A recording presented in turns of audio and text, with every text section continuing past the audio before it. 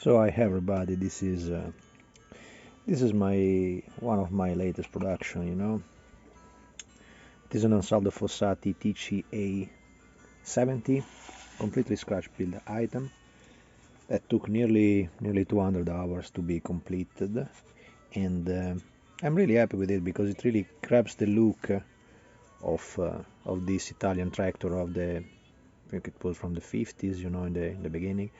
The only part that I didn't come completely scratch build on this model were the track links that I took from I think whatever Caterpillar in 135 scale. This item is in 135 scale, and it's completely scratch build. So it's when you scratch build an item, you basically start with the drawing, with the technical drawing, with the measures and the all the proportion of the vehicle, and it is what they call today a blueprint of it. And when you can get it, because sometimes, as we seen in my video about the Alfa Romeo SE048, there is neither the blueprint about that, but in this specifically argument, getting cold here. Ooh.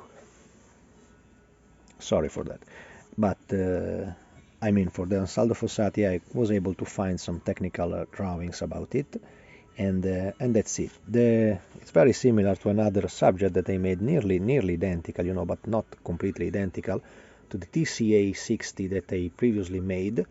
This is an item for a collector, and it was the difference that I showed there, the engine outside. It was an engine produced by Alfa Romeo, so they used an Alfa Romeo engine over the Ansaldo Fossati from Genoa. It was a manufacturer, I think, of heavy stuff, so heavy hardware for agricultural purposes and building purposes, kind of Italian Caterpillar, located in Genoa, as you can see. Also the decal is of course a scratch build, and I simply love it, because it's so little and so detailed.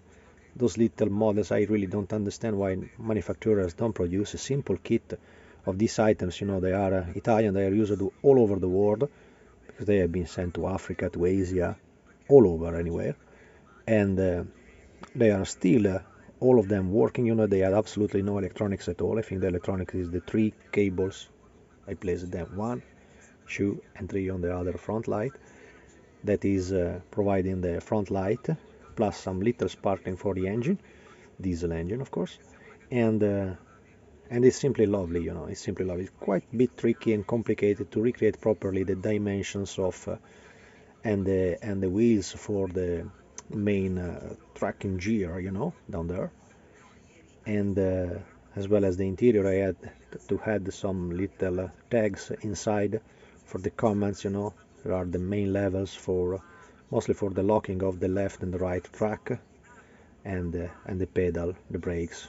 That's it, And they were incredibly powerful and machine, and they were also extremely good because they were little ones, so they were in the dimension of the very small Caterpillars, very small one, not the Dodge D8 that we already seen in some of my videos, even in a bigger scale.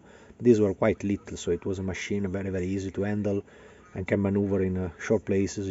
Absolutely, the cost was nothing. It's stuff that lasts forever. If you get one of these, you simply place some naphtha inside the engine, and then you go. Lovely item. As I say, that's completely scratch build item. It took to me nearly 200 hours of work.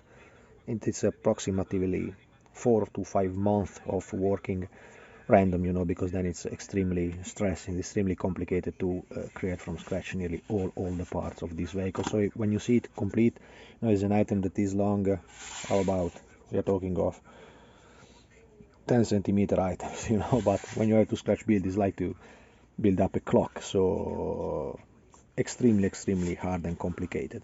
I simply love it, and it's still not 100% complete because I have to place it over a little diorama with a figure. I always keep a figure in this type of mini chainette because I want to give the idea of the proportion of the item, so the people understand that once that is in 135 scale and is not in 187, 180, 124. So it's always useful to have it a human figure near it to understand the scale of it. That's it. I simply love it. Thanks for watching and see you in the next.